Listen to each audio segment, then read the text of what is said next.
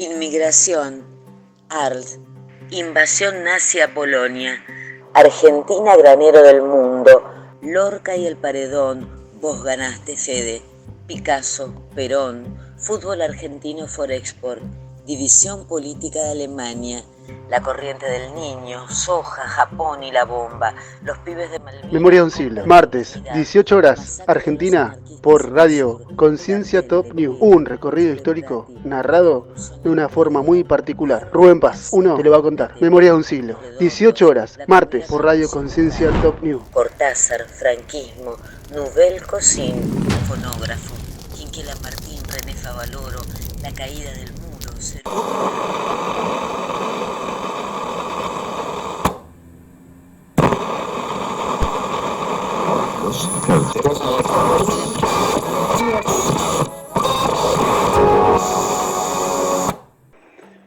Buenas tardes a todos, Radio Escucha de Conciencia Top News. Soy Rubén Paz, conocido como uno del oeste o el rústico. Y acá en el barrio ahora me dicen el tipo que tiene el sombrerito brillante. Tengo un sombrerito brillante, entre otros. Tengo un sombrerito azul, tengo otro que es negro tanguero, tipo un fungi, pero es brillante. Ya no es un fungi, sí, brillante. Es una especie de sombrero como el que usara en algún recital o en alguna parte de su vida Gustavo Cerati. A propósito de esto, ¿por qué el sombrero y por qué esta camiseta? Porque el domingo pasado fue mi cumpleaños número 48. 48 cumplí, loco. Y la gente se copa y me regala cosas como esa florcita que está ahí atrás. Esa florcita la muestro porque también está buena, ¿eh? Son dos macetitas que me regalaron, así que agradezco a la gente que me ha regalado cosas, en este caso Eliana, en este caso Yoli, en este caso Cristina y hijos, y bien ahí, bien ahí. Y después, bueno, hicimos una reunión re linda antes, que nadie me saludó porque no se saluda un día antes del cumpleaños, entonces nadie me saludó el sábado, por supuesto, está bien, pero el domingo empezaban a caer los saludos. Otra cosa que tengo que decir, me regalaron dos poemas hermosos, Javier Herrera, un poema hermoso sobre el espacio cultural rústico, que es donde estamos viendo ustedes. Acá una vez por mes hacemos las juntadas con la gente de arte y cultura de todos lados que quieran venir, presentación de libros, presentación de discos, ¿por qué no? Hacemos lectura, mucha lectura. La otra vez vino un poeta de José León Suárez, zona norte, viene ahí, viene gente de Ciudadela, de La Matanza en general, así que hacemos un montón de cosas acá artísticas y culturales, y aparte es la biblioteca Gloria Arcuchin, que se inauguró creo que ya hace unos meses, o si no el año pasado, ya no me acuerdo porque no tengo tanto pero después saltan ahí los recuerdos en las redes y te dicen, fue ese día. Así que bueno, como te dije, ahora me dicen seguramente en el barrio, el tipo que anda con un sombrerito por la calle. Siempre anduve con algo en la cabeza, aparte de una idea, siempre anduve con alguna bandana, con casco, ando en moto. Bueno, siempre hay algo ahí en la cabeza, tanto del lado de afuera como del lado de adentro. Este espacio está auspiciado por Rayuela Pizza, cita en Morón, provincia de Buenos Aires, y por la editorial Uno del Oeste. Memoria de un siglo es una vertiente del ciclo Rústicos Exquisitos, programa que ya va por la 7ª temporada y que combina arte y cocina. Nombrado ciclo fue declarado de interés municipal cultural por el municipio de Morón en el 2020. Memoria de un siglo en Conciencia Top New comienza así.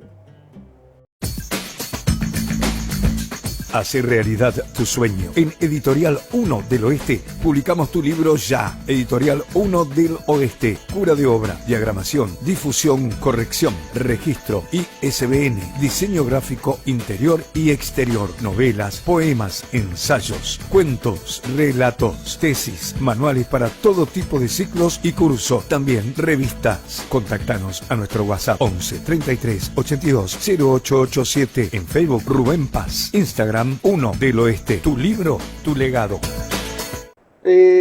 Una vez más quiero traer a la memoria a mi amigo personal Gustavo Silva, que se nos fue hace ya una semana y pico.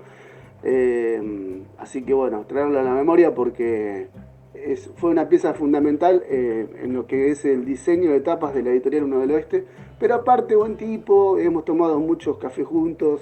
Nos hemos reído mucho de tonterías y cosas por el estilo, así que lo traigo a la memoria. Y otro que quiero traer a la memoria también es al señor Carlos Dariel, que también se nos fue hace un tiempito ya, y bueno, no dejan de ser pérdidas notables a nivel cultural acá en la zona de Morón.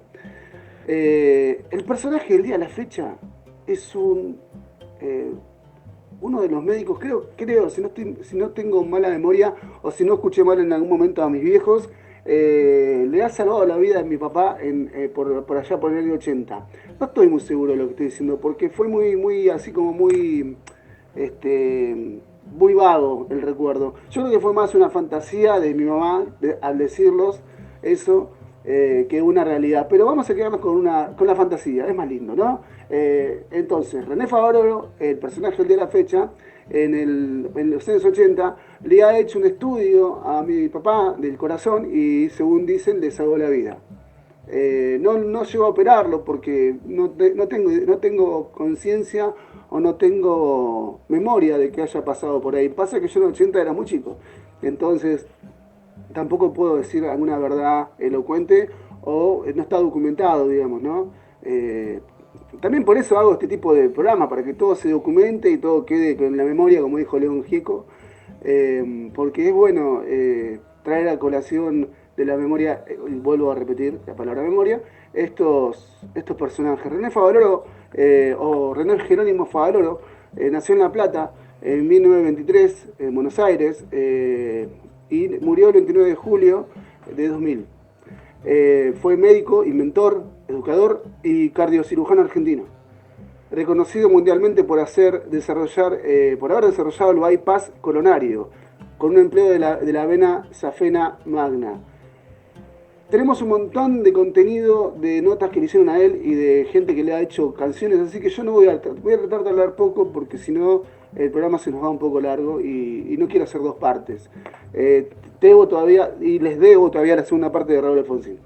Entonces, estudió medicina en la Universidad Nacional de La Plata, donde se doctoró con una tesis sobre el íleo. Una vez recibido, previo paso por el Hospital Policlínico de Mudo a Jacinto Arauz, ¿sí? Dice, una vez recibido, previo paso por el Hospital Policlínico, se mudó, me parecía raro que de hecho, se mudó a Jacinto Arauz, provincia de La Pampa, para reemplazar por un tiempo al médico local que tenía problemas de salud. A su vez, leía bibliografía médica actualizada y empezó a tener interés en la cirugía torácica. A fines de la década de 1960, en la clínica Cleveland, Ohio, Estados Unidos, comenzó a estudiar una técnica para utilizar la vena safena en la cirugía coronaria. En 1971 regresó a la Argentina a operar al sanatorio privado Güemes, de la mano de su amigo, el cardiólogo intervencionista Dr. Luis de la Fuente, quien se lo propuso y lo convenció. A principios de la década de 1970 fundó su fundación homónima, a instancia del Dr. de la Fuente. Vamos entonces con la primera nota que le realizaron a Favaloro. Va a estar todo mezclado, las notas por supuesto como siempre. No hago una correlación de tiempo porque es imposible hacerlo. Pero como lo dije en principio, tengo mucho material, hay muchísimo material de René Favaloro y es interesante que lo escuches. Ha dejado un legado medicinal increíble en un país, por decirlo, que no valora lo nuestro. A René Favaloro hay que valorarlo, por eso hago este tipo de programas donde lo nuestro me gusta que se tenga memoria y no tanto sofocarnos con lo de afuera. Dale, adelante. Doctor, ¿cómo fue en ese momento tomar la decisión, estando en La Plata recién recibido, cómo se decide a ir a Jacinto Arauz? Bueno, yo terminé en el 48, en el 48 di mis últimos materias, mis exámenes. La tesis la terminé en los primeros meses del 49 y realmente yo ni pensaba moverme del viejo hospital universitario, que en La Plata en aquel entonces era el hospital policlínico. Estaba decidido a hacer la carrera universitaria, trabajar en la cátedra de cirugía, etcétera. Bueno, pero se dieron un montón de circunstancias que hicieron que yo fuera cambiando algunas de las ideas. Una fue el accidente de Juan José, que perdió su pierna, y entonces yo sentí una gran responsabilidad. Nosotros veníamos de una familia humilde, trabajadores, etcétera, así que yo sentí esa responsabilidad y pensé acá en La Plata, antes de empezar a tener trabajo personal y clientela, y eso va a pasar mucho tiempo porque había muchos cirujanos de prestigio, etcétera. Pero un hecho quizá que me hizo pensar doblemente sobre todo esto. Todo el mundo sabe que yo no estoy afiliado a ningún partido político, siempre he mantenido esa independencia, no sé si es positivo o negativo, pero en aquella época se produjo una vacante en la guardia, médico de guardia del hospital, y entonces el director me llamó y me dijo que bueno, que yo era el hombre que tenía que estar ahí. Yo había terminado recién mi graduación, etcétera. Vivía en el hospital estaba lo que se llamaba el practicantado, teníamos una habitación y yo trabajaba mañana, tarde y noche, así que me dijo que de acuerdo a mis antecedentes, mis notas en la facultad, qué sé yo, y lo que trabajaba en el hospital, que ese puesto me correspondía. Pero entonces me dijo que había que firmar un papel, me mostró, ya lo tenía preparado ahí, para decir que uno estaba de acuerdo con la doctrina nacional, que era la doctrina de aquel entonces del Partido Peronista. Y eso tenía que refrendarlo un miembro político del partido, un senador, un diputado, qué sé yo. Y él ya había hablado con un diputado de la sección novena, que era de ahí del hospital, para que, bueno, que todo eso se hiciera. Yo le dije que me diera 24 horas y después volví al otro día y le dije, mire doctor, usted sabe bien, yo no estoy afiliado a ningún lado, no estoy a favor ni en contra, pero siempre he creído en ciertos principios que son fundamentales. Es decir, si yo dicen que merezco el puesto porque he trabajado, porque he hecho esfuerzo, porque he atendido a la gente, porque trabajo mañana, tarde y noche, porque qué sé yo, tengo las mejores notas en la facultad y todo eso, me parece que esto no hace falta, no es una cosa. Entonces no acepté ese trámite, que bueno, que estaba dado por la circunstancia a lo mejor de aquel momento. Y después llegó esa carta de Jacinto Arauz, piensa que yo tengo mi familia, todavía está mi tía viva, a Dios gracias, así que el doctor Rayo Vega, que todo el mundo se acordará y se seguirá acordando porque fue un hombre excepcional, se enfermó y entonces no encontraba a nadie que lo pudiera reemplazar. Y así fue como yo acepté, y por tres meses, es decir, me puse en contacto y entonces, bueno, acepté 3 meses para que él pudiera seguir su tratamiento en Buenos Aires y demás. Así que fui realmente con la idea de estar ahí 3 meses y después volverme, pero los 3 meses se hicieron casi 12 años, así que realmente primero conocí a ese hombre excepcional, era un médico fuera de serie, nos pasábamos hablando, yo atendía en su consultorio con las cosas que él tenía, así que entre paciente y paciente charlábamos de tantas cosas. Era un hombre, un gran humanista era un hombre con ideas sociales. Ustedes saben bien que atendía a todos por igual, el coche estaba ahí con la llave siempre, la casa abierta, no se preocupaba del dinero, yo creo que hacía lo suficiente como para poder vivir y nada más, pero realmente era un gran humanista que leía, tenía una linda biblioteca, así que yo venía de una formación semejante por la Universidad de La Plata, así que congeniamos enseguida. En los últimos tiempos, cuántas horas me pasé ahí al borde de la cama, porque ya estaba bastante débil, y hablábamos de tantas cosas. Así que primero el gran respeto, y quizá influyó bastante para que yo también me quedara. Así que yo me fui enamorando de la idea, es decir, yo vi ahí un gran desafío.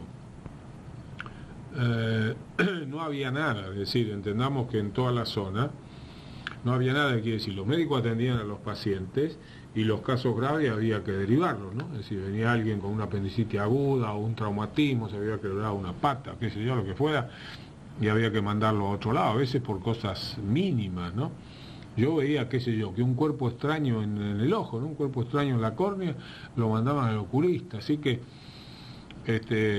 vi el desafío de todo eso, la mala alimentación de los chicos, la diarrea, todo eso me produjo un desafío. No era solamente el decir me instalo acá porque veo una una solución a los problemas económicos, seguro que acá había trabajar, total no hay ningún otro médico, así que la gente tiene que venir sí o sí a verme, sino que lo tomé como el desafío de cambiar algunas cosas del punto de vista asistencial, lo cual se facilitó con la llegada de Juan José. Por allí usted más de una vez ha mencionado a gente que dentro de esos 12 años fue importante, el caso de don Juan Munuce, sí. el caso de Riolfo, el caso Sí. de Delfina. Sí. Esos recuerdos se pueden puntualizar por las cosas que ellos hacían también de avanzada, ¿no? No, entendamos, yo, digamos, cuando fue madurando al principio atendía como todos los médicos, ¿sí? Con las cosas que venían, me pasaban cada problema de la zamperra, es decir, atender en el campo un parto que venía mal y estaba solo, posición transversa, o el chico venía al revés y yo tenía que estar ahí con una lámpara de querosén, qué sé yo, atendiendo todo eso y sabiendo que podían producirse complicaciones de cualquier cosa. En ese librito que yo escribí, Memoria de un médico rural, cuento, es cierto, vino un muchacho, creo que era del lote 6, había estado jugando al fútbol y un alambrado, no se dio cuenta que estaba alambrado, se lo llevó por delante y se partió el vaso y se me moría delante mío, y yo eso sabía que lo podía operar en 20 minutos, sin exagerar, porque había hecho una práctica quirúrgica muy avanzada en el hospital. Y Dios santo, por suerte conseguimos una camioneta, ir a Bahía Blanca. No se tardaba menos de 3 a 4 horas, ¿no? Ni que lloviera ni que no lloviera. Cuando llegábamos ahí a las lomas de San Germán era pura tosca, a veces teníamos que meternos en los campos y había mucho viento, que la arena, una cosa que se tardaba, los autos no eran como ahora, ¿no? Todos coches viejos, qué sé yo, así que por suerte ese chico llegó casi con la última gota de sangre y se salvó, pero entonces todo eso decía, acá no puede ser, si yo sé operar, si sé atender traumatismo y qué sé yo, y entonces empezamos de a poco.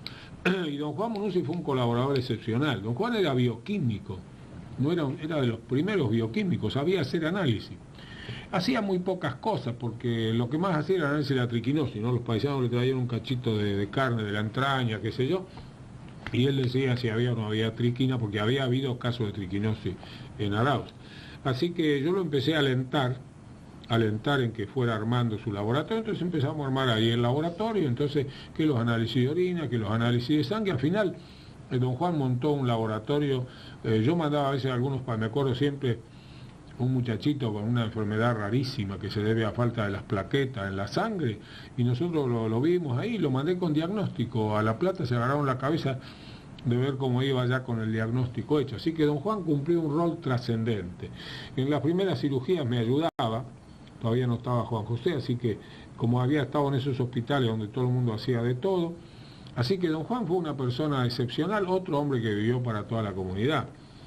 Riolfo, ni qué decir, la instalación de todos los equipos, teníamos una corriente de Morondanga al principio, corriente continua con un motor roto que había que meterle aceite todo el tiempo. Bueno, Bautista estuvo en la instalación de todos los equipos, porque le dabas cualquier cosa. Bautista nunca había visto el aparato tal, pero él lo estudiaba y lo resolvía. Era un hombre excepcional, así que fue un gran colaborador y un gran amigo. Fue miembro de la CONADEP, Comisión Nacional sobre la Desaparición de Personas, a la cual renunció en desacuerdo a que la comisión no estuviese facultada a investigar los crímenes de la AAA. A ver, entiendo la postura. ¿Para qué armas una fundación si la fundación no va a acometer su principal cuestión, ¿no? Que es justamente esto? También condujo programas de televisión dedicados a la medicina y escribió libros. El 29 de julio de 2000 terminó con su vida en su departamento de Barrio Parque, en Buenos Aires. Padecía una depresión. Sí, está bien, era una depresión, pero el suicidio, porque no fue, acá dice falleció, te la licúan, en realidad se suicidó, y se suicidó por una cuestión político-económico. Más adelante está resuelto el caso, si querés te lo digo ahora, me parece que está bueno decirlo ahora, ¿no? Pero como yo siempre termino los programas con la muerte del personaje, prefiero dejarlo para después. Pero no falleció. El término adecuado sería se suicidó. Y el término adecuado es se suicidó por una cuestión de burocracia. No es depresión. A veces Hay que tener un poco más de conocimiento para escribir un informe tan delicado como estos informes que aparecen acá en las redes. Así que bueno, tened en cuenta eso, ¿eh? Él se suicida por una cuestión de una pelea político-económico burocrático con el gobierno de turno, de ese gobierno de turno de la ciudad de Buenos Aires, que después te vas a enterar quién fue. Hacer realidad tu sueño. En Editorial 1 del Oeste publicamos tu libro ya. Editorial 1 del Oeste. Cura de obra, diagramación, difusión, corrección, registro, ISBN, diseño gráfico interior y exterior, novelas, poemas, ensayos, cuentos, relatos, tesis, manuales para todo tipo de ciclos y cursos. También revistas. Contactanos a nuestro WhatsApp 11 33 82 0887. En Facebook Rubén Paz. Instagram 1 del Oeste. Tu libro, tu legado. Yo empecé mi actividad con 12 años de médico rural. Y por esa cosa del destino fui a parar a un pueblito, Jacinto Arauz, ahí en el oeste de la Pampa Seca, ya donde empieza el desierto, y convivir con gente muy pobre. Al principio solito porque no teníamos nada, hasta que armamos de una casa vieja una cliniquita que bueno, que tuvo valor porque ahí se operaba, se atendían las fracturas, etcétera. Pero al principio era andar de rancho en rancho y de casa en casa recibiendo este milagro de la vida. Es el momento más alegre de la medicina. La otra parte de la medicina es curar y a veces se anda bien y a veces se anda mal. Pero el parto, ese momento toda la familia está pendiente y produce una tremenda alegría cuando el chico nace y empieza a llorar, más si se está ahí en medio de la pampa y en un rancho.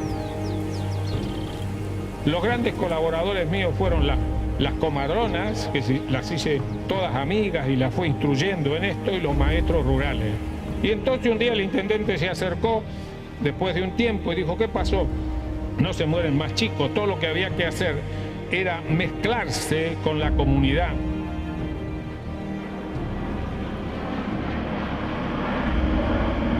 Buen día, allá a principios del 62, me fui con mis propios medios a Estados Unidos a explorar todo un mundo.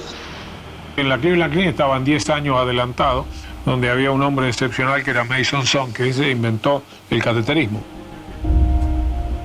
Fue el hermano que yo tuve ahí en esos 10 años de lucha, de trabajo, un hombre excepcional. Entonces yo me encontré con todo ese tesoro y con este hombre.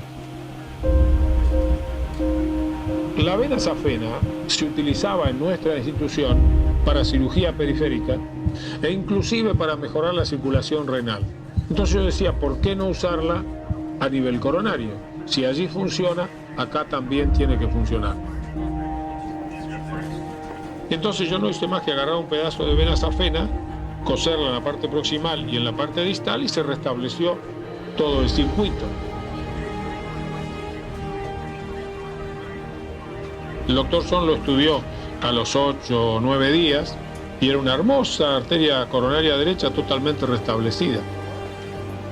Fue realmente un hito muy importante porque de ahí en adelante seguimos avanzando en esa línea para hacer que esta cirugía no solamente se aplicara en esa institución de Ohio, sino que se esparramara por el mundo.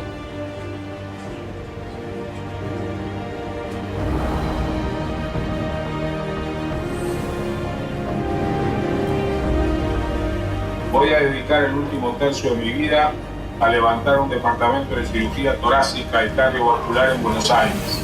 Las circunstancias indican que soy el único con la posibilidad de hacerlo.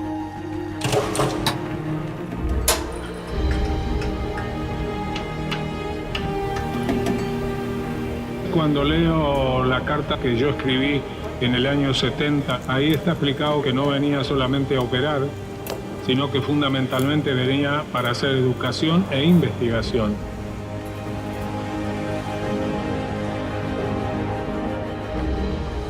No crean que va a ser fácil, hay que dedicarle mucho tiempo y esfuerzo para poder cumplir con todos estos mandamientos que involucran, insisto, a una de las profesiones más lindas que el hombre puede realizar.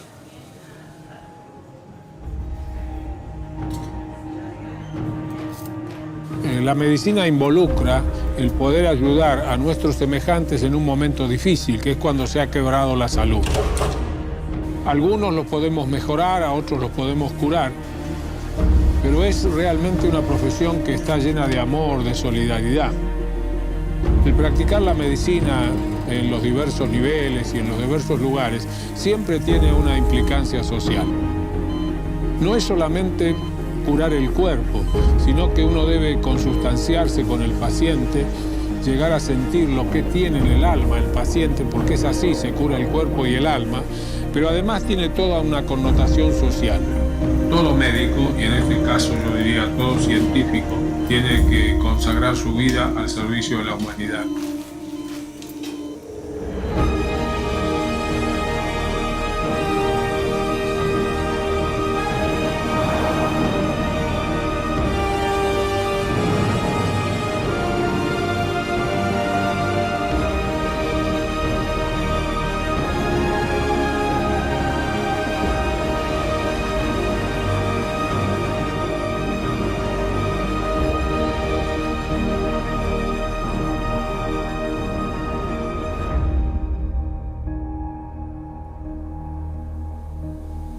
Yo pido que todos sigamos soñando.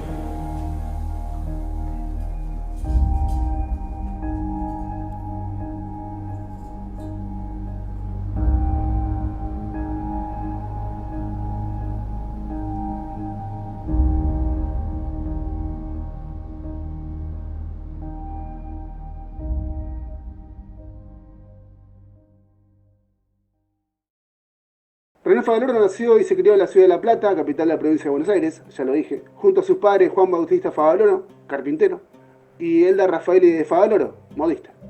Siempre estuvo comprometido con el conocimiento gracias en parte a su abuela materna, que le transmitió su amor por la naturaleza y la emoción al ver cuando las semillas comenzaban a dar sus frutos. Qué lindo eso, ¿no? Tan simple.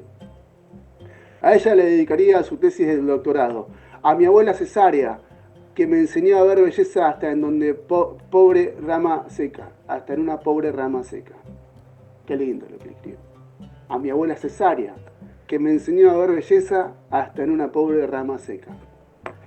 Realizó la primaria en la escuela número 45. En esta escuela se levantó un mural en su memoria. En el año 1936 comenzó sus estudios secundarios en el Colegio Nacional Rafael Hernández. Finalizada esta etapa, ingresó a la Facultad de Ciencias Médicas de la Universidad Nacional de La Plata. El tercer año comenzó las prácticas en el Hospital Policlínico y empezó a tomar contacto por primera vez con los pacientes, excediendo lo exigido por el programa. Volvía por las tardes para controlar la evolución de los pacientes y dialogar con ellos. ¿Qué tal? Asimismo, observaba a los alumnos del sexto año de Rodolfo Rossi o Edigio Macei, profesores, titulares de la clínica médica, y además presenciaba la cirugía de José María Mainetti y Federico E.B. Christman, que le enseñaron técnicas de simplificación y estandarización, las cuales aplicó después en la cirugía cardiovascular. Su contribución a la operación de corazón y las grandes arterias.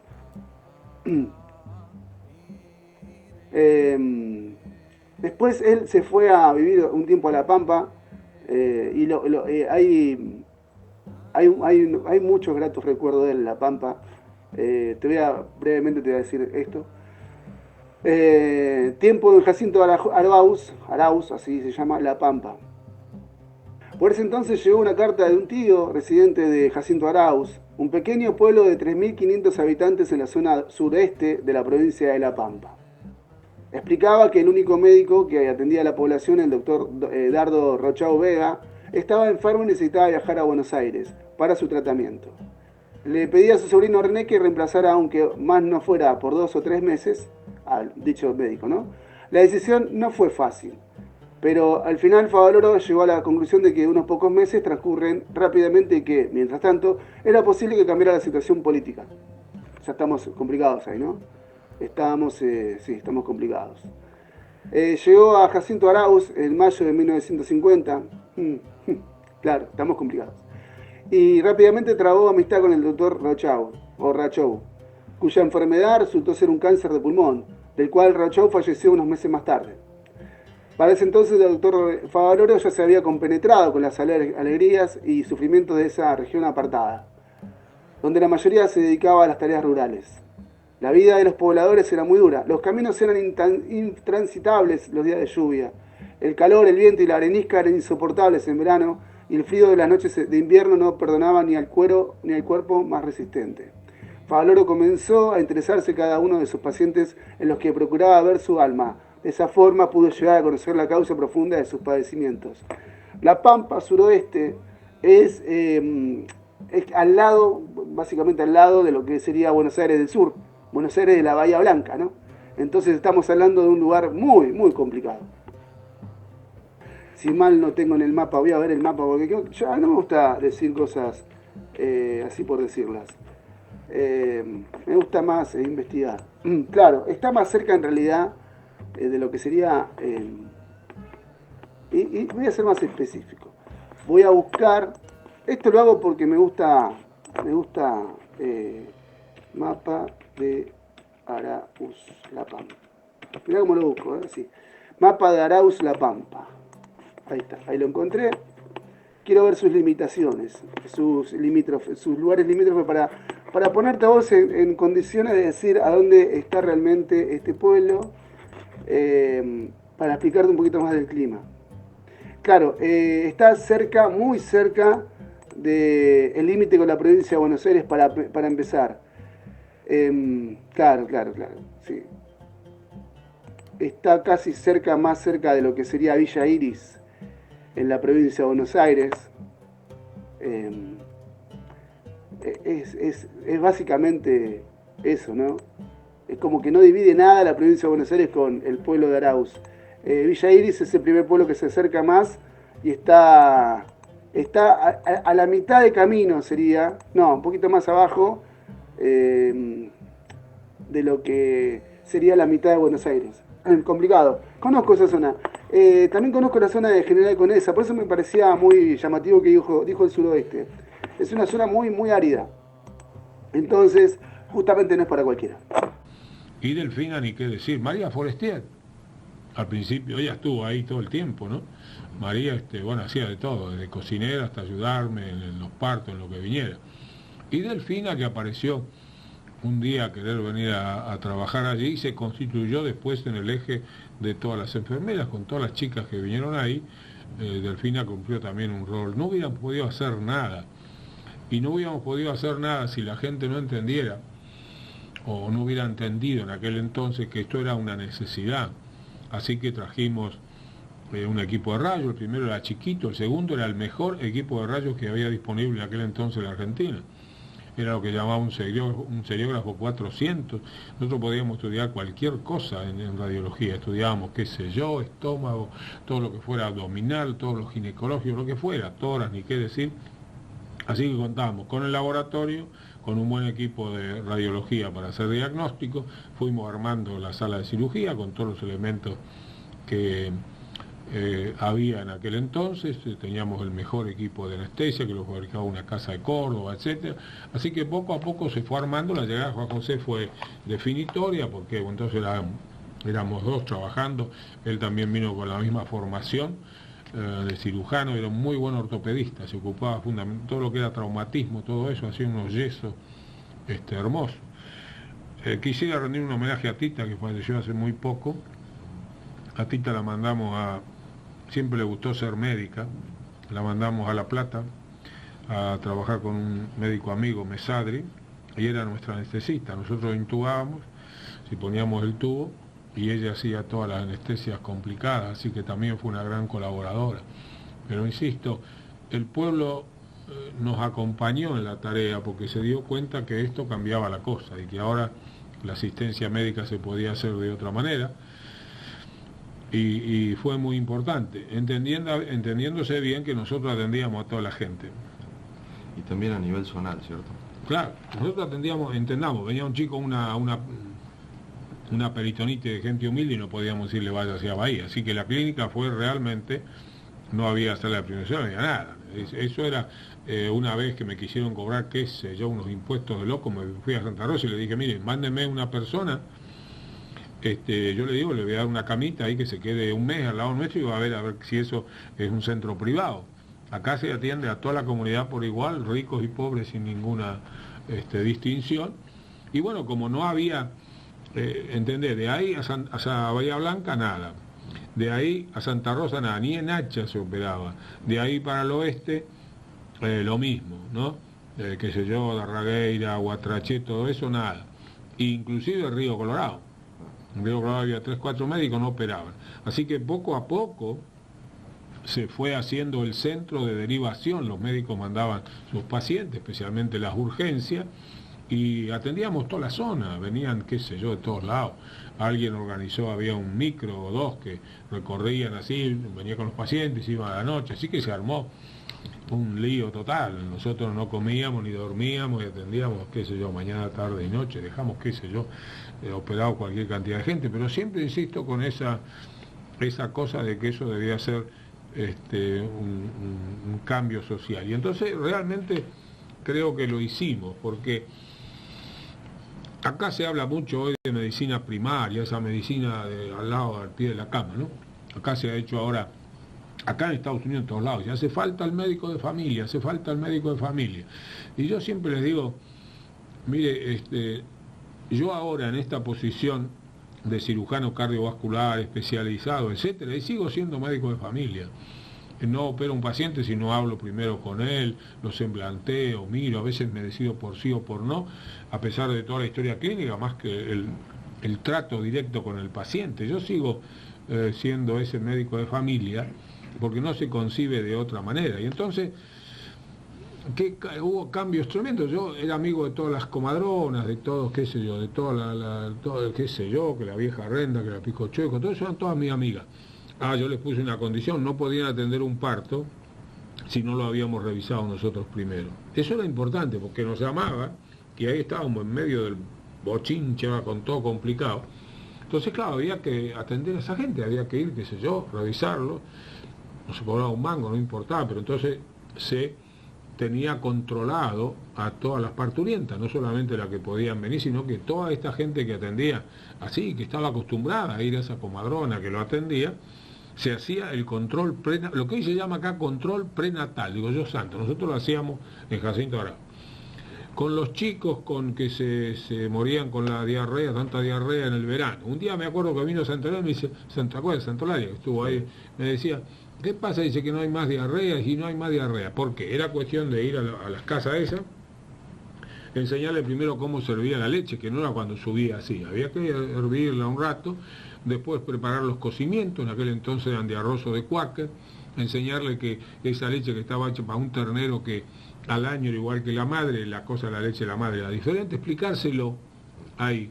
Y entonces cómo había que preparar la mamadera, con eso de poner mitad de leche, mitad de cocimiento de cereal o 2 tercios, todo eso se explicaba. Y siempre era lo mismo, cuando uno se lo explicaba a una mujer le decía, y tiene que contárselo a la vecina, ¿no? Entonces de a poquito, los chicos venían, imagínate, 6 leguas, 8 leguas, lo que fuera, venían con esa diarrea, entonces lo arropaban todo, peor, sudaban, entonces enseñarle a decir, hay que sacar toda la ropa, lo primero, las gotitas de paratropina, que eran unas gotitas para abajo ahí en la boca, para que no siguieran vomitando. Usted, aunque vomite, le sigue dando líquido, agüita hervida, té clarito, vomitó y le da un poquito, ¿sí? Y le da esas gotitas de paratropina. Bueno, todas esas cosas que parecen tan tontas hoy, y la OMS, la Organización Mundial de la Salud, ahora ha sacado algunas reglamentaciones que yo digo, Dios santo, esto es lo que nosotros hacíamos en Jacinto Arauz, es decir, instruir a la gente, cada paciente que venía, uno perdía un cachito más de tiempo, le explicaba las cosas, cualquier paisano entiende si uno le explica, y creo que realmente hicimos un cambio bastante importante. Vos sos muy joven, pero dábamos charlas en la iglesia valdense, era el único salón grande, y entonces juntábamos, venían ahí la gente, venía y les juntábamos y le hablábamos y le explicábamos cómo había que cuidar la salud. Pero por sobre todas las cosas, cada paciente que venía con algún problema u otro, uno trataba de que entendiera su enfermedad, que entendiera su problema, y si aprendía alguna cosa, que tratara de diseminarla. Así que realmente la tarea fue muy agradable, yo diría, pero más que todo uno se sentía muy muy feliz de poder ayudar a toda esa gente y sacarlos del paso a veces en situaciones muy, muy difíciles. Recién usted nombraba, por ejemplo, la iglesia valdense, Sí. teniendo en cuenta, fuera de lo que era su profesión en sí, pero la vida social de Jacinto Arauz, esa división, un pueblo bastante particular, ¿no? ¿Cómo la vivió René Favaloro? No, yo lo he recalcado millones de veces. En Jacinto Arauz los valdenses eran mayoría, ¿no es cierto? La iglesia valdense era mayoría. Después estaban los ruso-alemanes, siguen estando, de los cuales un porcentaje era también protestante y un porcentaje católico. Y los católicos éramos minoría, ¿no? Y si vamos de Arauz un poquito para allá, empiezan todas las grandes colonias judías, ¿no? De San Martín, de Bernasconi y de Abramo. Yo digo que jamás vi una discusión profunda de rivalidad religiosa. Todos vivían juntos. En el pueblo estaba, qué sé yo, Gudov y ¿cómo se llamaban los hermanos aquellos que teníamos? Vamos a olvidar ahora, pero estaban cerca de la clínica. También eran judíos, Baranchú, qué sé yo. Nunca pasó nada, absolutamente nada. Nunca vi una discusión de tipo religioso. Todos vivieron juntos, quizá porque hay que sufrir, ahí para agarrar un mango de la tierra hay que laburar y hay que hacer grandes esfuerzos. Y entonces yo tuve una convivencia total que era agradable, es decir, no había ningún problema de tipo religioso, muy por el contrario, una gran convivencia, un gran respeto. Y yo siempre he recalcado la tarea educativa de la iglesia valdense. Pastor Ribeiro fue de los que yo más colaboré, tenía una gran biblioteca, la comunión la tomaban a los 18 años, había que estudiar como 2 o 3 años, entonces eso era importante. Yo siempre, hoy lo he dicho muchas veces, yo creo que la iglesia valdense, además de la cosa específica de la religión, era un centro de desarrollo cultural de la zona, sin ninguna duda. Yo siempre los he respetado mucho, los sigo respetando, yo soy un hombre libre a mí. Yo no creo, la gran tragedia de este mundo que vemos hoy, la mayoría de los conflictos son por todos esos dogmatismos religiosos, ¿no? Que el islamismo, que esto, que lo otro, que es un desastre. El mundo se divide y a veces viene la guerra y la destrucción por la intolerancia religiosa. Eso nunca pasó en Jacinto Arauz y estoy seguro que sigue la cosa totalmente igual y es digno de destacar. Yo siempre destaco que alguna vez habrá que escribir algo sobre La Pampa, porque La Pampa nunca aparece acá en los diarios, ¿no? Y hay lío por todos lados, que en Jujuy, qué sé yo qué, que en Córdoba no sé qué, que en Catamarca no sé cuánto, y siempre hay lío. Y si La Pampa acá no aparece. La Pampa, a mí me tocó pasar por toda clase de gobierno, ¿no? Llegué ahí, estaban los gobiernos peronistas, después vino la revolución del 55, después, qué sé yo, los gobiernos radicales, frondicistas, otra vez peronistas, qué sé yo. Yo vi todas las cosas habidas y por haber, y también una gran tolerancia política, ¿no? Una gran tolerancia política. Nosotros ahí no había distinción de ninguna naturaleza. Yo me acuerdo cuando llegó la revolución del 55, Manuel Negrín estaba de intendente, si recuerdo correcto, creo que me acuerdo correctamente, y tenía un jabón total. Y yo, claro, el médico siempre es el médico, qué sé yo, a uno lo vienen a consultar, no solamente, y era muy amigo de él. Al final terminé diciéndole, acá no va a pasar absolutamente nada. ¿Vos tenés algún problema? Bueno, venite a vivir a mi casa. Te venía a vivir a mi casa, esto es verídico. Y no te va a pasar absolutamente nada. Acá apenas esta gente quiere hacer alguna cosa y la cosa no va. Y llegaron un día al pueblo, con tiros, se pusieron la plaza, tiraron con, qué sé yo, tiros con la ametralladora y qué sé yo, se produjo, llegó de la base naval, ¿no? Y el pueblo todo medio qué sé yo qué. Bueno, yo hablé con uno de ellos porque vino ahí y le dije, mire señor, yo creo que están procediendo totalmente incorrectamente porque este es un pueblo pacífico. Acá nunca hubo que peronistas, que radicales, nada. Acá todo el mundo, y el intendente es un hombre que merece todo respeto, y acá no pasa nada. Es decir, no hay por qué estar haciendo esas cosas. Así que bueno, la gente se fue, qué sé yo, teníamos a doña Josefa Tudío, que era diputada, ¿no? En La Pampa había nada más que 2 diputados y 2 senadores, y con una excelente relación, así que les conté toda la cosa y calmé todo y dije, señores, a la vuelta y acá no pasó absolutamente nada. Querían que doña Josefa se presentara, qué sé yo. Yo dije, acá no es nada de llevarla presa, ni historia, estas cosas ni a lo mejor ni se saben. Pero yo dije, acá no pasó absolutamente nada, ni va a pasar, porque la gente se respeta. Acá no es lo que puede pasar en las grandes ciudades. Así que siempre hubo esa gran convivencia que a mi entender se da porque hay que sufrir bastante para sobrevivir, ¿no? Por allí también usted ha mencionado alguna vez que esos años de vivir junto a los araucenses le sirvió en lo posterior, ¿no? Por allí uno compara su paso por Jacinto Arauz con Estados Unidos y sí, parece que hay tanta distancia y no solamente en kilómetros, pero ¿en qué fundamentalmente le sirvió? Eso me pasa.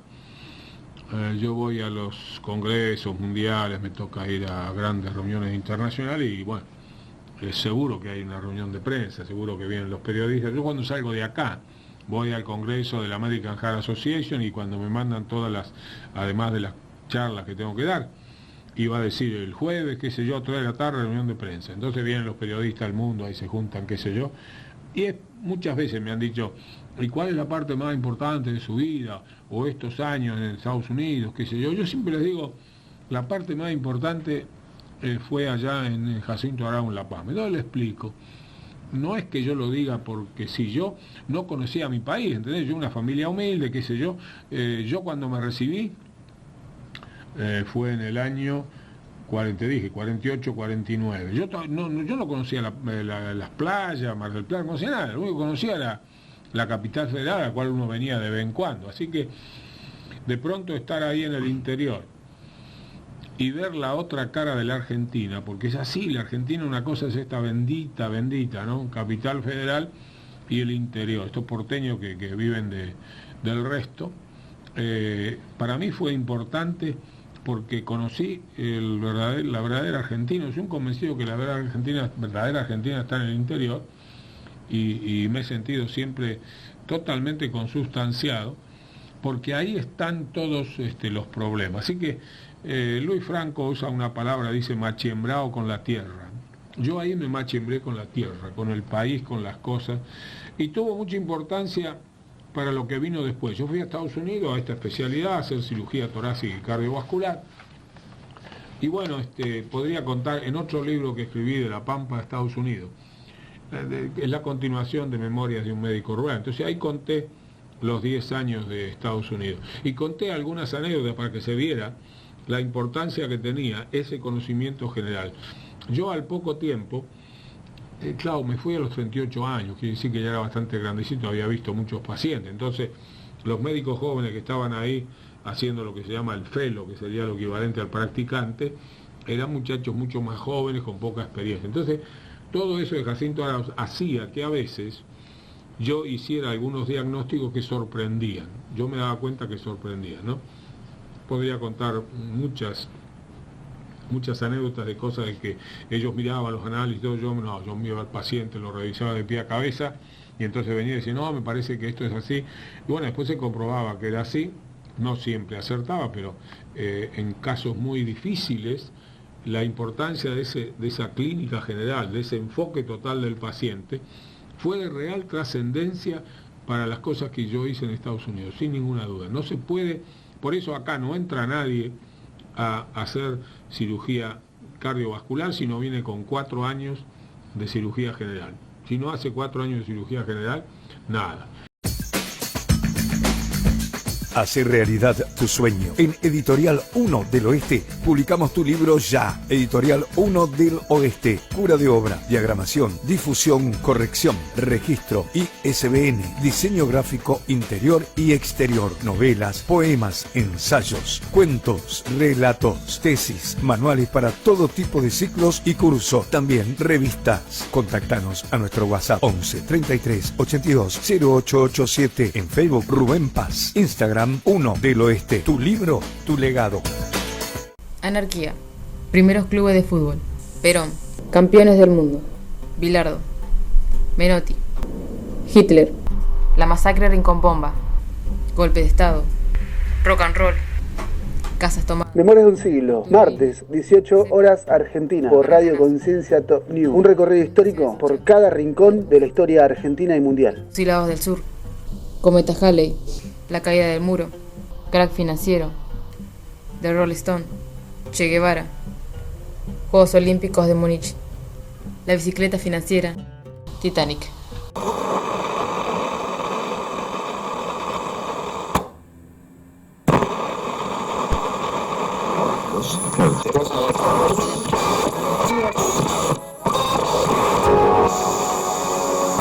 Al poco tiempo de esto se sumó a la clínica de su hermano, Juan José, médico también.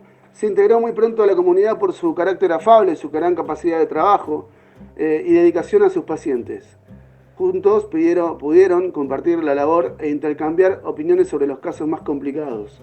Durante los 12 años que ambos permanecieron en la localidad de Jacinto Arauz, fundaron un centro asistencial. Disminuyó hasta casi desaparecer la mortalidad infantil en la zona. Se redujo la desnutrición y la cantidad de infecciones en los partos. Crearon un banco de sangre de personas vivas con donantes que se presentaban cada vez que lo necesitaban y realizaron charlas comunitarias en las que se enseñaban métodos para prevenir enfermedades. La población de Arauz lo conoce, lo tiene muy... tiene un recuerdo muy amable, imagínate, ¿no? Todo lo que hizo. En otra etapa, Favaloro se fue a Cleveland, a la Cleveland Clinic de Estados Unidos. Favaloro se actualizaba con publicaciones médicas y realizaba cursos de capacitación en La Plata. Se interesó por las intervenciones cardiovasculares que en esos tiempos estaban empezando a desarrollar y por la cirugía torácica. Empezó a ver la forma de terminar su etapa de médico rural y capacitarse en Estados Unidos. Y los profesores José María Mainetti y Alfonso Roque Albanese le aconsejaron la Cleveland Clinic.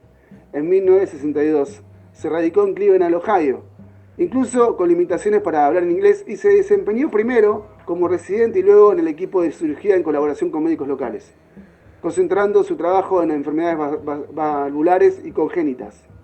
Posteriormente se interesó en otros temas como los cineangiocoronariografías, a la hora difícil, cineangiocoronografías y el estudio de la anatomía de las arterias coronarias y su relación con el músculo cardíaco.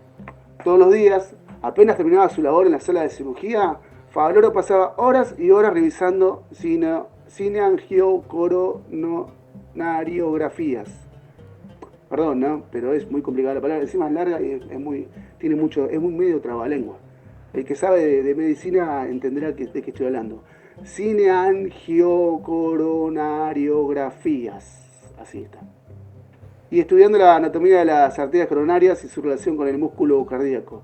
El laboratorio del doctor Mancio Sones, ¿sí?, padre de la arteriografía coronaria, tenía la colección más importante de esta medicina, el de los Estados Unidos. A comienzos del año 1967, estudió la posibilidad de utilizar la vena safena en la cirugía coronaria, haciendo prácticas con sus ideas en mayo de ese año. La estandarización de esa técnica llamada bypass vascular, del inglés bypass de derivación, o cirugía de revascularización miocárdica, fue el principal trabajo de su carrera y lo que le dio prestigio internacional, y ya que el procedimiento cambió radicalmente la historia de la enfermedad coronaria. En el año 1970 editó un libro llamado Surgical Treatment on Coronary Arteriosclerosis. Mira vos, este libro yo por alguna razón lo leí. No me pregunten por qué. Que fue también editado en español con el nombre de Tratamiento Quirúrgico de la Arteriosclerosis Coronaria, que así lo leí yo. No sé por qué. Hasta ahí vamos, ahora vamos a otra nota del doctor. Esos chicos que vivían en los ranchos y sufrían especialmente en el calor del verano, las diarreas, las neumonias, etc., estaban muy mal alimentados. Así que me tomé el trabajo de ir casita por casita y enseñarles que lo mejor era primero amamantarlo, porque eso los defendía también contra las infecciones. Pero si no había leche, había que prepararla así: 2 partes de leche y 1 parte de agua bien hervida con el cocimiento de cereales. Si el chico levantaba temperatura, la gente lo arropaba Yo le decía, hay que dejarlo desnudito para que sude bien. Esos 12 años son los 12 años más importantes de mi vida, porque me enraicé con la tierra. Y quizá el mayor elogio que alguna vez se me ha hecho fue en una reunión mundial muy importante de cardiología, donde uno de los cardiólogos más importantes del mundo, cuando me presentó, dijo, yo no voy a decir nada más que esto. Ustedes creen que están en presencia de un cardiólogo, de un cirujano cardiovascular, ustedes están en presencia de un médico rural.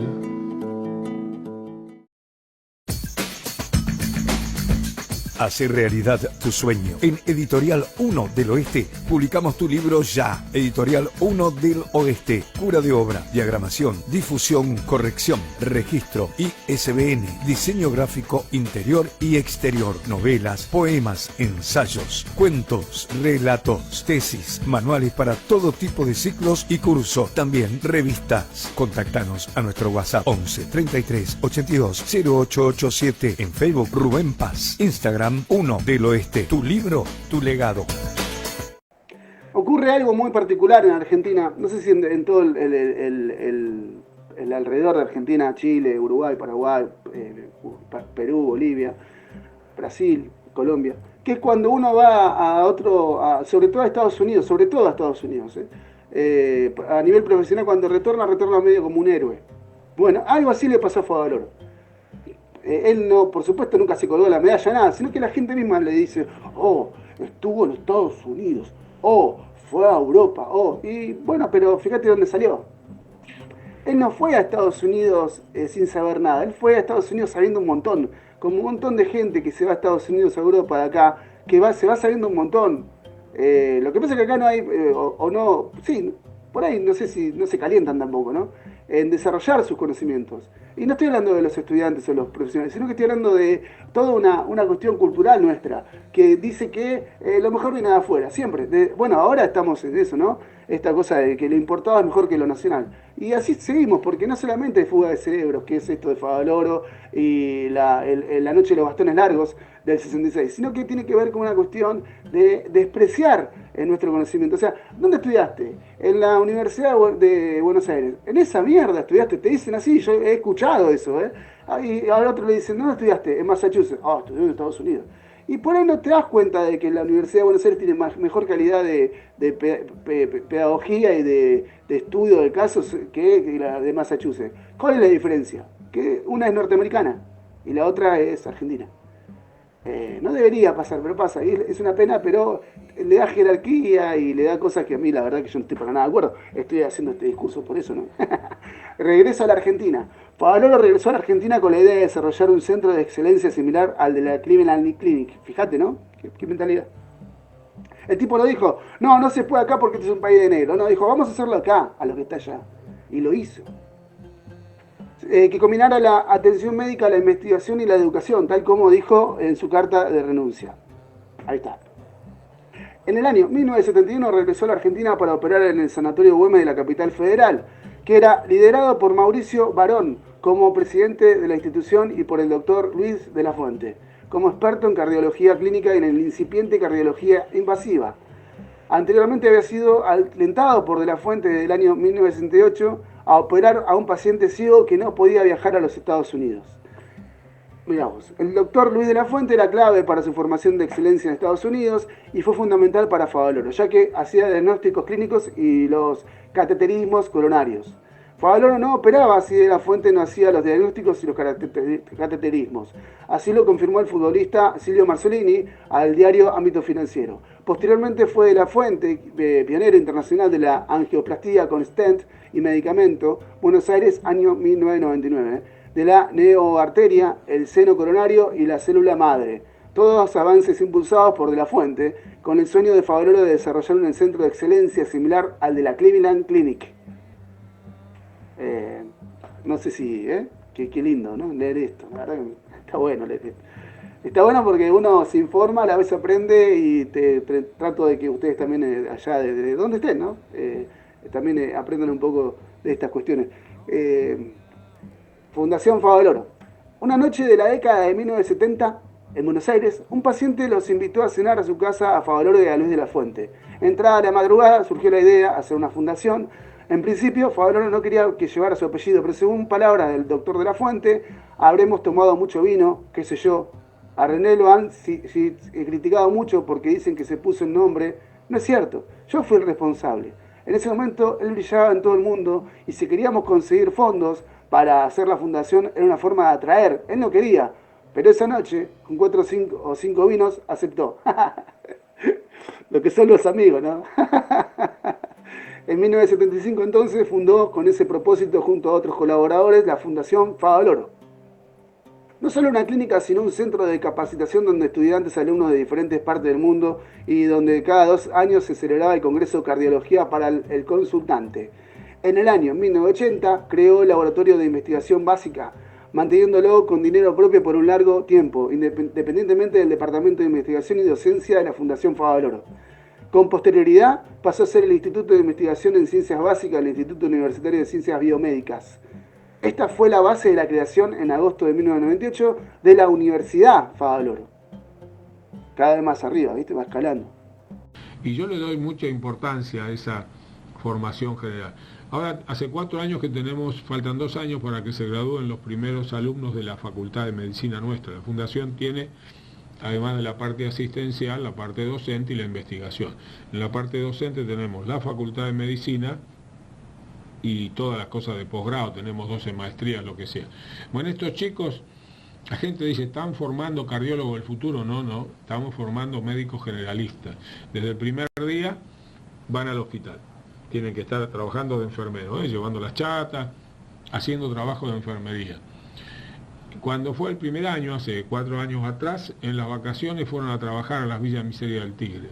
Y así, en el segundo año, las Villas Miseria de Cáritas, van a hospitales como el Thompson, que serían hospitales de frontera en este Gran Buenos Aires, donde se atiende gente muy humilde. Y en los últimos años tendrán que ir al interior. Yo creo que el joven se forme con esa base social, de que entienda que la medicina tiene un profundo contenido social.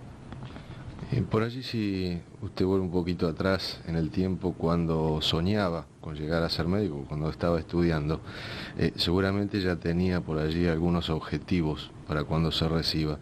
Hoy, ¿se puede decir que se cumplieron con creces o quedó alguna asignatura pendiente para el doctor Favaloro? No, yo como dicen mis paisanos, me doy por hecho hace mucho tiempo, ¿no? He pasado por todas las cosas, he pasado por los 10 años Jacinto Arauz, 12 años, casi 12 años, he pasado por los 10 años de Estados Unidos con la medicina más adelantada del mundo y ahí pudimos desarrollar muchas cosas en la cirugía cardiovascular porque yo llegué cuando eso se iniciaba. Yo siempre tenía la idea de la cirugía torácica, de mi tiempo de estudiante, porque era una cosa nueva.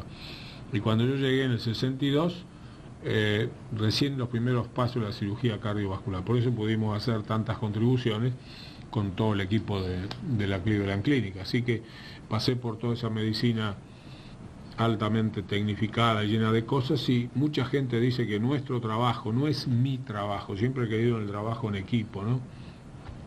Cambió la cardiología, está en los libros, la cardiología es antes y después de lo que se hizo en la Cleveland Clinic. Y es posible que sea cierto porque se marcaron una serie de hechos muy trascendentes que se debió a un trabajo en equipo.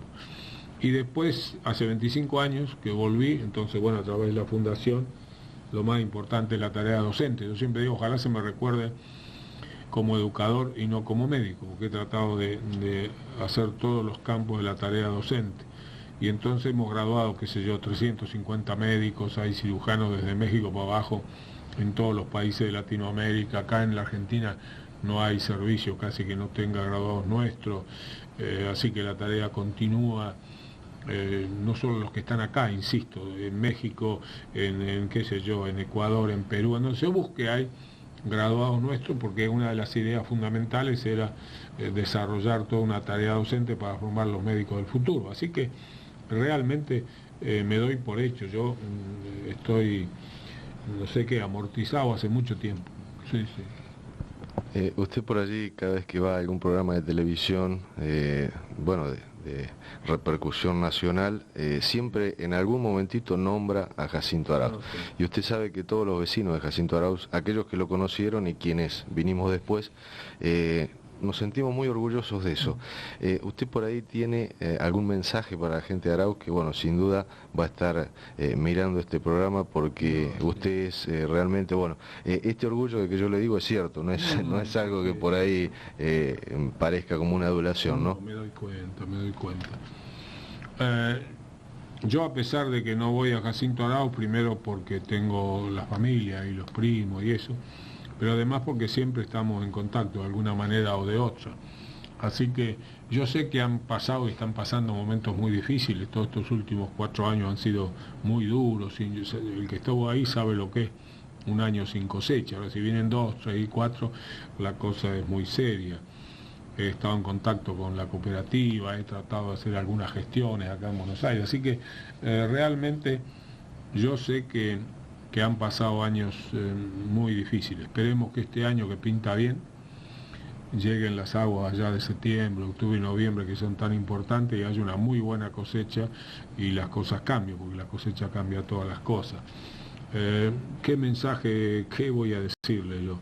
Que no pierdan las viejas tradiciones. Es decir, hoy, por desgracia, porque es así, a través de la televisión el mundo se va globalizando, diciendo una palabra, todo se hace global ahora, ¿no? Claro, un programa de Estados Unidos viene acá a la televisión, acá lo pasan, y la culturalización y la educación realmente hoy pasa por la televisión. Puede hacer todo lo que quiera la maestra, en la escuela, lo que sea, que después el chico llega a la casa, pum, prende el televisor y ve todo ese desastre. Lo único que le venden, ¿qué es? Que la guita es importante, cuanto más guita, ¿no? Todos los programas tienen premios, cosas, ¿no? Yo siempre digo que ¿cortamos? Sí, cortamos.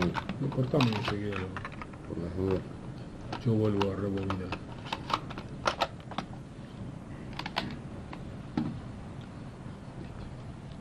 Yo siempre digo que una de las tragedias es la televisión, es decir, se puede hacer muchas cosas por la educación, las maestras se pueden deshacer en la escuela primaria, en la escuela secundaria, lo que sea, después el chico sale así y prende el televisor. Está demostrado estadísticamente que gasta mucho más horas en la televisión que en la lectura y en la educación. Entonces, ¿qué le da la televisión? Y la guita, y cuanto más guita mejor, los programas, todo, qué sé yo, y cuánto gana Maradona y cuánto gana Sabatini. Ahí está ese basquetbolista que firmó por 125 millones de dólares.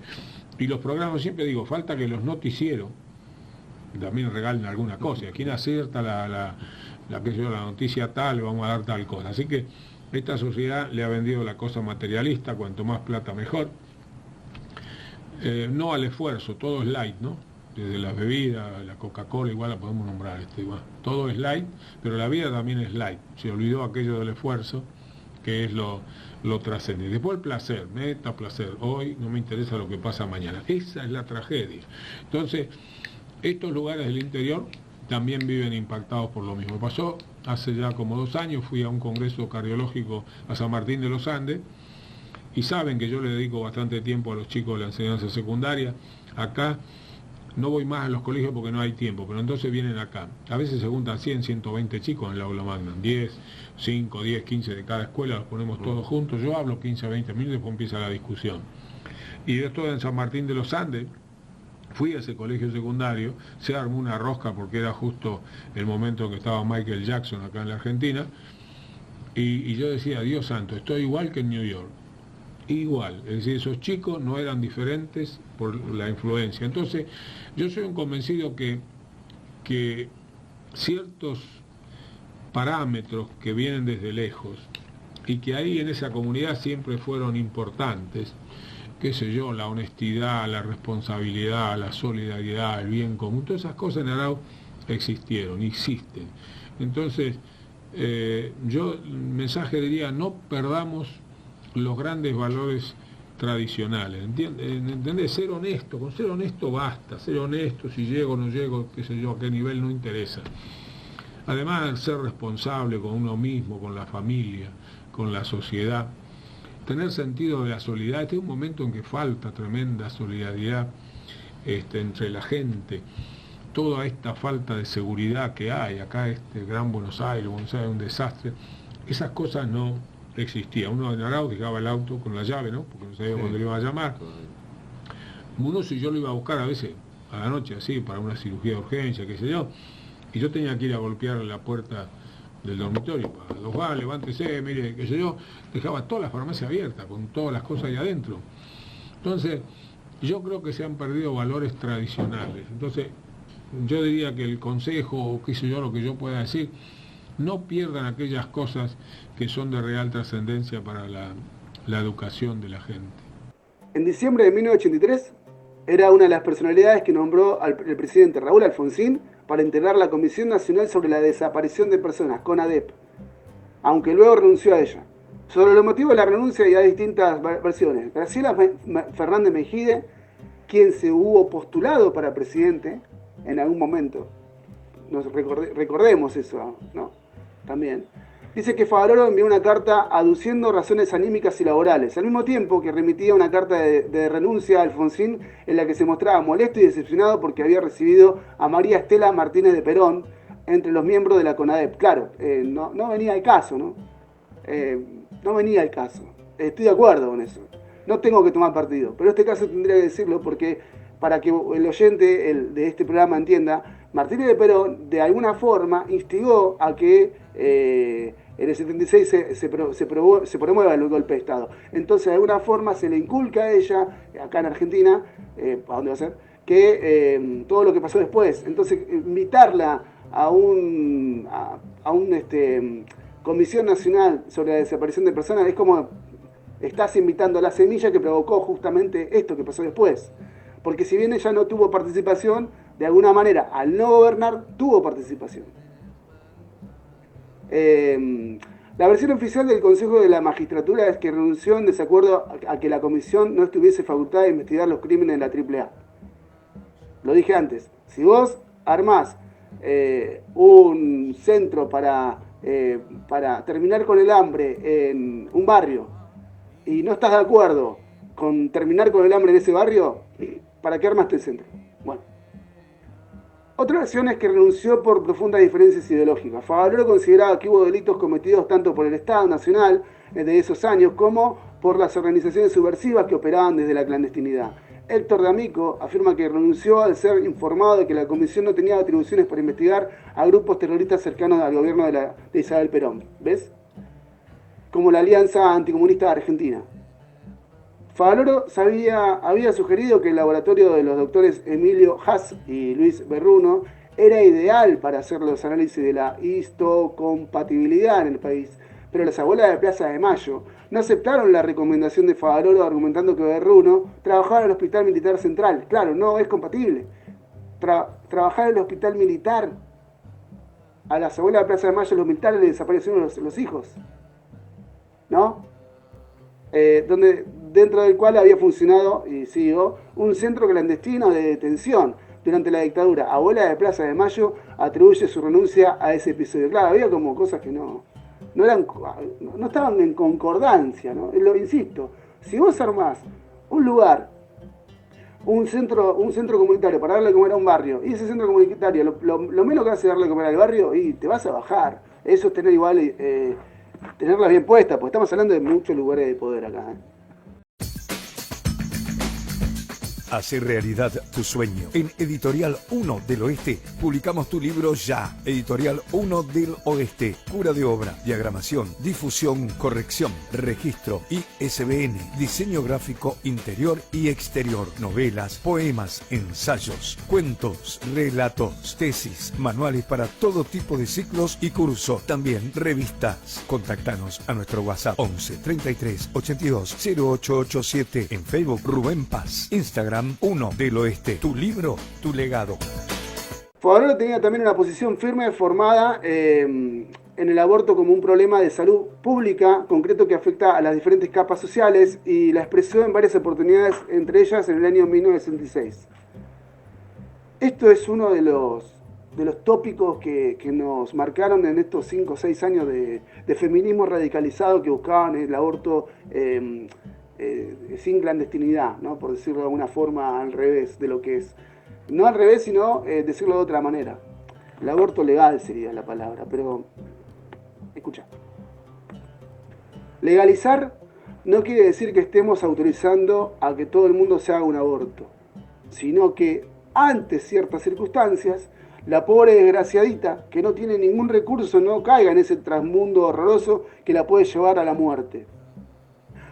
Porque no se muere una, se mueren cantidades allí. Por el contrario, la niña privilegiada de una familia con guita va a una clínica de prestigio, se lo hacen sin que nadie se entere y a la tarde puede ir a un baile si quiere porque ya todo pasó. Esa desigualdad a mí no me gusta. René Favaloro en el programa Temas y Debates, conducido por Norman Morandini en el canal de Noticias TN. Hay otra cosa que dice que es las ricas, dice, las niñas ricas van a las clínicas a sacarse la vergüenza del vientre. Frases tremendas de René Favaloro. Bueno, es eso, ¿no? El aborto sí, legal, pero pará, también así, ¿no? Hay cuestiones en el medio que hacen que esto no sea tan fácil, si querés. Es un debate igual, y es muy largo, y ya se hizo, y ya se promulgó la ley de aborto, y ya estamos. Pero no deja de ser un debate a posteriori también, y muy interesante. En el año 1992 se inauguró en Buenos Aires el Instituto de Cardiología y Cirugía Cardiovascular de la Fundación Favaloro, entidad sin fines de lucro, con el lema Tecnología de avanzada al servicio del humanismo médico. Se brindan servicios altamente especializados en cardiología, cirugía cardiovascular y trasplante cardíaco, cardiopulmonar, hepático, pulmonar, renal y de médula ósea, además de otras áreas. Favaloro concentró allí su tarea rodeado de un grupo selecto de profesionales, dejando al sanatorio Güemes. Increíble. Ustedes deben entender que yo estoy profundamente emocionado. El que me ve a mí en la sala de cirugía pensará que yo soy un comandante o cosas así. No tolero la más mínima transgresión de ninguna naturaleza porque el paciente es el único privilegiado. Entonces, realmente en mi tarea soy tremendamente exigente, pero me emociono con tremenda facilidad. Algunas veces que me ha tocado recibir algunas cosas en el orden internacional, todo lo que he podido hacer es pararme y decir gracias porque he llorado como loco. Y estoy muy cerca de que me pase lo mismo. Yo tuve la gran suerte, siempre digo que en mi vida ha habido 5 o 6 suertes. Una fue el haber nacido, y en la primera y después no contamos todas las otras, el haber nacido en un hogar muy humilde. Yo agradezco que el destino me haya hecho nacer en un hogar muy humilde, pero una de las suertes más tremendas que tuve en mi vida fue ser educado en el Colegio Nacional. En este libro último que yo he traído acá 2 ejemplares para dejar aquí en esta casa, que para mí representa tantas cosas, Don Pedro y la educación, se van a encontrar el resumen de lo que fue nuestra vida en el famoso Colegio Nacional. Pienso que nunca más se va a repetir. El Colegio Nacional se formó con la idea prístina de Joaquín B. González. Joaquín B. González, siendo ministro de Educación, tuvo la idea de una universidad nueva.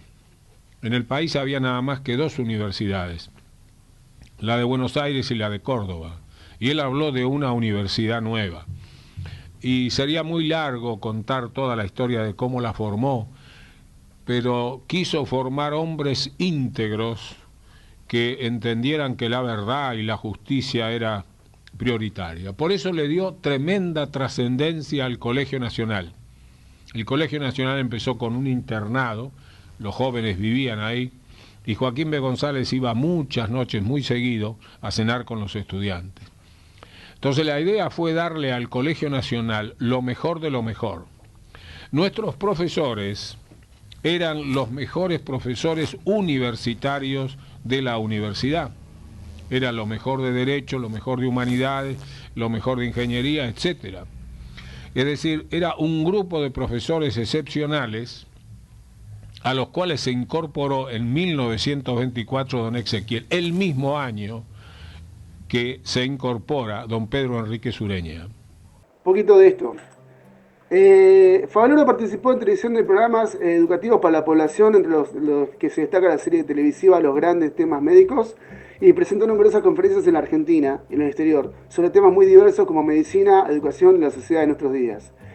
El grupo argentino de punk, por ahí anda dando vuelta al tema, Ataque 77 le dedicó la canción y el videoclip western del álbum Antihumano. En el año 2003 fue el primer corte de difusión y se trataba de un homenaje a Favaloro, cuyo video promocional estaba compuesto por temas simulando la visión de un paciente acostado en la camilla mientras los integrantes actúan como médicos.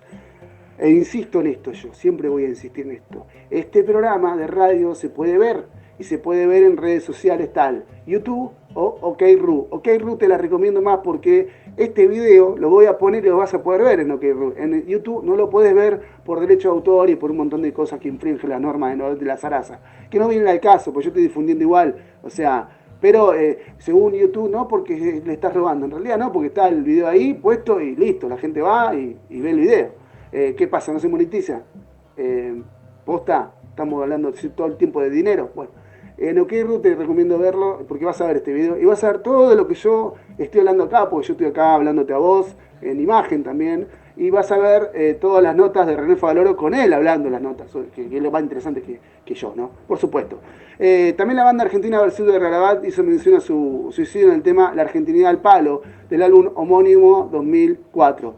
El celebrado folclorista argentino Eduardo Falú, que fue operado por el doctor Favaloro, también le rindió un homenaje con un bailecito de su autoría titulado El Agradecido. El director y guionista Gastón Portal decidió también incluir una versión libre de la muerte del doctor en el capítulo El corazón del doctor de su miniserie argentina La Última Hora. Tremendo, tremendo. Publicó más de 300 trabajos de su especialidad. Debido a su pasión por la historia, llegó a escribir 2 libros de investigación y divulgación sobre el general José de San Martín. Es autor también de la autobiografía de La Pampa a los Estados Unidos, la versión en inglés titulada The Challenging Friend of the Surgery fue publicada en Boston. Sería como, a ver, es el Challenging. Creo que es el Challenging es como una especie de el desafío, ¿no? The Challenging, el sueño desafiante del corazón que surge, algo así, ¿no? Algo así sería. Ponele, vos entendiste, ¿no? El que sabe inglés sabe, te voy a decir cómo es. The Challenging Dream of Heart Surgery. Vos deducilo. Fue publicada en Boston, Estados Unidos, por Little Brown and Company en 1994, en el cual recuerda sus 10 años de trabajo en equipo con eminentes personalidades de la medicina durante su estancia en Cleveland Clinic. Este se publicó por primera vez en 1992, llegando a alcanzar la octava edición en 1996, a través de la editorial sudamericana. Además, su otra autobiografía, denominada Recuerdo de un médico rural, tiene varias ediciones. La primera de ellas, editada en 1980, finalmente su último libro, Don Pedro y la Educación, se publicó en Buenos Aires por el Centro de Editor de Fundación Favaloro en 1994. Muy bien. Hacer realidad tu sueño. En Editorial 1 del Oeste publicamos tu libro ya. Editorial 1 del Oeste. Cura de obra, diagramación, difusión, corrección, registro, ISBN, diseño gráfico interior y exterior, novelas, poemas, ensayos, cuentos, relatos, tesis, manuales para todo tipo de ciclos y cursos. También revistas. Contactanos a nuestro WhatsApp 11 33 82 0887. En Facebook Rubén Paz. Instagram 1 del Oeste. Tu libro, tu legado. Bueno, sí, señor. ¿Usted es radical? No. ¿Prestó su voto? Sí, nunca fui radical. Pero prestó su voto. No presté mi voto. Conscientemente estaba convencido que este era el momento, como por algo Alfonsín sacó el 50 y pico por ciento de los votos. Así que... Ahora, lo que le está pasando, estas cosas que usted está contando, sí, ¿de algún modo no es la administración de Alfonsín? Seguro, yo digo que Alfonsín tiene una cosa altamente positiva y tiene una cosa altamente negativa, es decir, no podemos negar Yo, desde que tengo uso de razón, ya tengo 65 años y he pasado todos los gobiernos, entonces jamás viví la libertad que viví durante este gobierno, ¿sí o no? ¿Usted alguna vez vivió una libertad como esta? No, yo no sé. No, yo pregunto, ¿usted alguna vez? Mira, en esta libertad crecí, en esta libertad, en esta democracia, sí, competí, gané, pero también tengo que admitir que no le gustó al gobierno nuestro programa de televisión y salimos del Estado. Pero está bien, es una anécdota, no me importa. Es una cosa muy pequeña frente, una cosa muy pequeña frente, siempre aparece porque, ojo, eso a nosotros nos pasa, ¿no? Es decir, cuando vamos con una cosa de la fundación y después llegamos a la Secretaría de Industria y Comercio, aparece el oficial noveno. ¿Quiere que le cuente una anécdota? Porque ahí está la crisis de la Argentina. Le voy a contar una anécdota. Entonces, el instituto tiene aire acondicionado. Entonces aparece lo que yo llamo el oficial noveno, que está buscando la coima. Entonces dice, ¿por qué aire acondicionado? Le dice al doctor Masnata, que es el director ejecutivo, que juega su alma y su vida ahí. Dice, ¿por qué aire acondicionado? Si no se pueden secar con una gasita. ¿Te escuchó? Sí. Y después cuando tenemos que ponerle escaleras y mecánica, ascensor, entonces ese mismo funcionario dice, ¿y por qué no lo hicieron de una sola planta? Entonces imagina lo que acá en la avenida Belgrano es un edificio de una sola planta. Entonces lo que está buscando es saber dónde está la mordida de él. Y de eso estoy cansado, porque ese debe ser el único edificio que se hizo con tan poco dinero y sin nada. Entonces, eso no es culpable Alfonsín, es ese funcionario que está allí hace 30 o 40 años. Entonces, vuelvo al punto central. Vivimos una crisis, ¿no? Entonces, todo el mundo dice, esta es la crisis más grande de la Argentina. Y como a mí me gusta la historia, ¿vio? Entonces, hace varias semanas que vengo buscando los libros de la crisis. Está el libro de Escorbe, un libro excepcional sobre la crisis argentina, está el de Brailovsky, que no es tan bueno, y así podemos seguir. Entonces, desde el año 70 y pico, desde la crisis de Avellaneda, que llevó sangre en el medio, la crisis del 90, que la resolvió, claro, había un Pellegrini, ¿no? Y otra gente por detrás, también con sangre, y de ahí para adelante seguimos. Y yo no tengo tiempo esta noche, porque podría analizar el desastre del primer gobierno peronista, no el de ahora, el del 43, 45 y 49, cuando se despilfarraron 1.600 millones de dólares, hoy equivaldría a 20.000 millones de dólares, se despilfarraron. Y yo quisiera tener acá a todos los peronistas de enfrente, los señores de la economía, para que me explicaran si tengo razón o no tengo razón, pero no tengo tiempo para explicarlo. Yo no tengo tiempo para explicar que el Napoleón de la industria, Miguelito Miranda, sacó el artículo 27 del Banco Central creado por Pinedo, que algún día habrá que revalorizarlo, y ahí empieza la inflación y la emisión. La inflación y la emisión empiezan en el año 46, 47 y 48. La Argentina tenía 50 años de inflación cero y valor de la moneda cero, con gobiernos oligárquicos, gobiernos vendidos al extranjero. Y ahí empieza... Convengamos que la maquinita la usaron todos después, ¿no? Claro que la usaron todos. Yo no voy a decir que ese periodo es sol, pero ahí empieza la tragedia de la amoralización de la administración pública. Y entonces vivimos en crisis así. Ojo, sacando algún periodo como el gobierno de Ilía, la cosa es así. Entonces, yo no quiero triunfalismo, yo no quiero que ahora se me quiera vender de que todo ha sido perfecto. Y yo escuché esta noche acá al ingeniero Alzogaray decir que esta hiperinflación es más grande que la del 73-76. Se olvida de sumarle a lo del Rodrigazo, lo de Mondelli. Bueno, ya llegamos al final del programa, entonces hoy hablamos de René Favaloro y te voy a dar de la parte que donde dice que efectivamente se suicida, no es un falleció. Fallecer, yo lo veo, es distinto. Para mí fallecer tiene que ver con una cuestión natural. El asesinato no es natural, es un asesinato, y el suicidio tampoco es natural porque uno se lo induce. Es distinto, son tres cuestiones distintas de lo que es perder la vida, ¿no? Entonces, durante la crisis de 2000, el PAMI, 2000, recuerdan Argentina, año 2000, así arrancamos el milenio nosotros los argentinos, terrible, el PAMI contrajo una importante deuda con su fundación, lo que produjo en él una fuerte depresión. El 29 de julio de 2000, después de escribirle una carta al presidente de la Rúa, se quitó la vida de un disparo al corazón. Hacia el año 2000, Argentina estaba sumergida en una crisis económica y política. La Fundación Favaloro se encontraba en una difícil situación como acreedor de grandes deudas del PAMI y obras sociales, y endeudada en unos 18 millones de dólares, por lo que Favaloro pidió ayuda al gobierno argentino sin recibir respuesta oficial. Dijo: estoy pasando uno de los momentos más difíciles de mi vida. La fundación tiene graves problemas financieros. En este último tiempo me he transformado en un mendigo. Mi tarea es llamar llamar y golpear puertas para recobrar algún dinero que nos permite seguir. El 29 de julio del 2000, el mismo día del cumpleaños de su amigo y cardiólogo Luis de la Fuente, que lo había convencido para volver a Argentina, Favaloro se encerró en el baño de su casa y se disparó de un tiro en el corazón. Tras el desenlace fatal, se conoció que Favaloro había dejado en su departamento 7 cartas cuyo contenido se reveló parcialmente.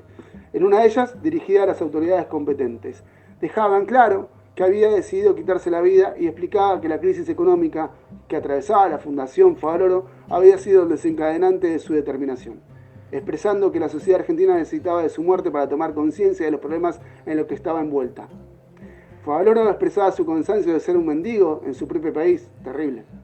Luego de que los reclamos enviados al entonces presidente de la Nación, Fernando de la Rúa, en los cuales solicitaba, entre otras cuestiones, el pago de la deuda millonaria que mantenía con la Fundación varias obras sociales, siendo la más abultada la contraída por el PAMI.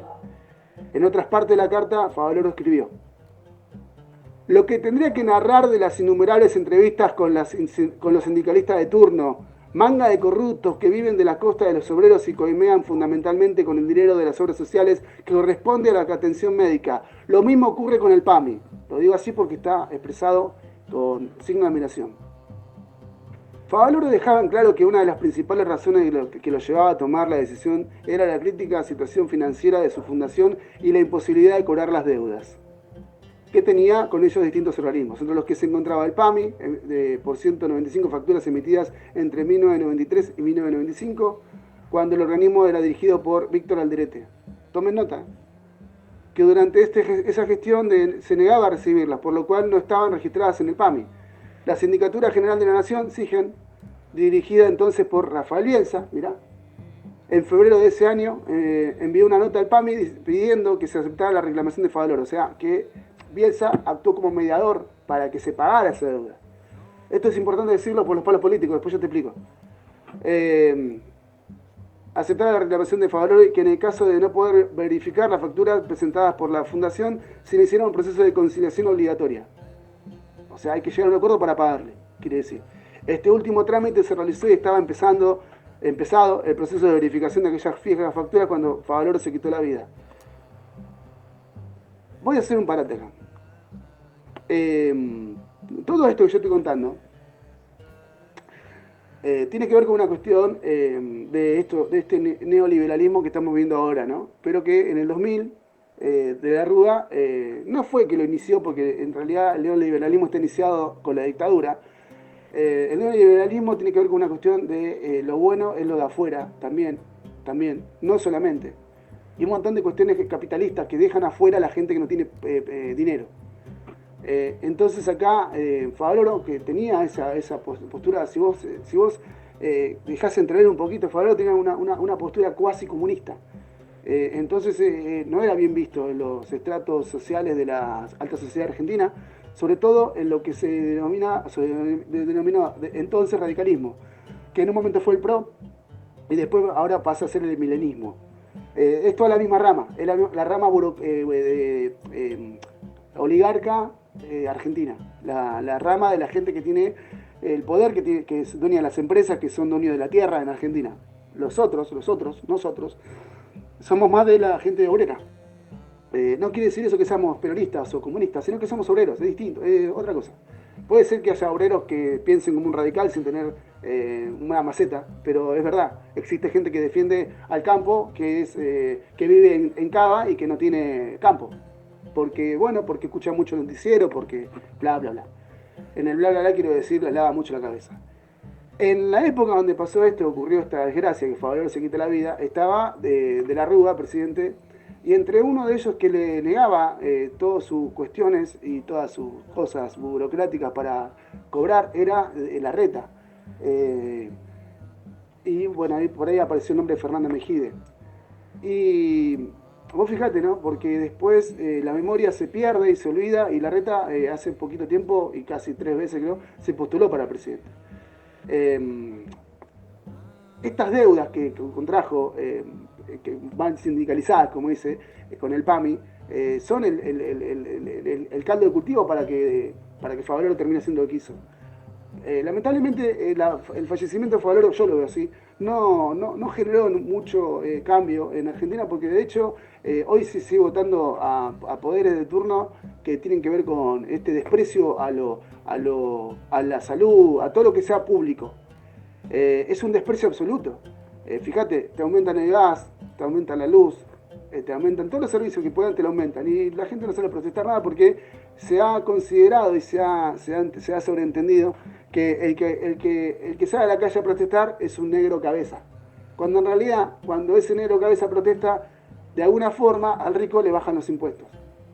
Pero el rico nunca va a salir a protestar porque usa dinero protestar, usa dinero. En cambio, si en Francia, porque vamos a compararnos también, ¿no?, con el exterior, si en Francia sale la gente a protestar, ellos saben protestar, saben hacer. Están haciendo lo mismo que acá, queman gomas, tiran piedras, se enfrentan con la policía, todo lo mismo que acá, pero son franceses. Y están bien vistos. Y acá en Argentina somos negro cabeza.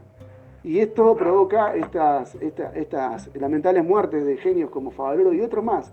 Y en esas estancias de donde él toma esa decisión, fíjate que siempre hay un gobierno donde se toman decisiones así extremas, gente que piensa en la gente. Hay gobiernos neoliberalistas, hay gobiernos llamados de derecha, que en realidad son más de neoliberales o canibalismo capitalista, y que no están pensando en si le suben el gas a un comedor infantil, ese comedor no va a poder cocinarle más a 800 pibes por semana.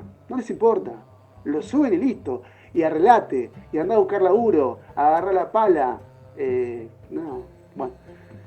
Eso quería decirlo porque es interesante que se entienda por qué Favaloro se quita la vida y con quién él estaba negociando, que lo lleva a la depresión. No estaba deprimido.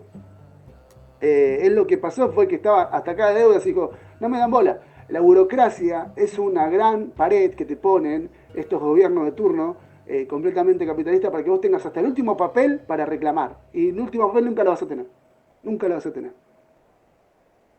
¿Nos vamos entendiendo? El que esté a favor, bien. El que tenga un argumento en contra, lo escucho. Pero eso sí, fue así.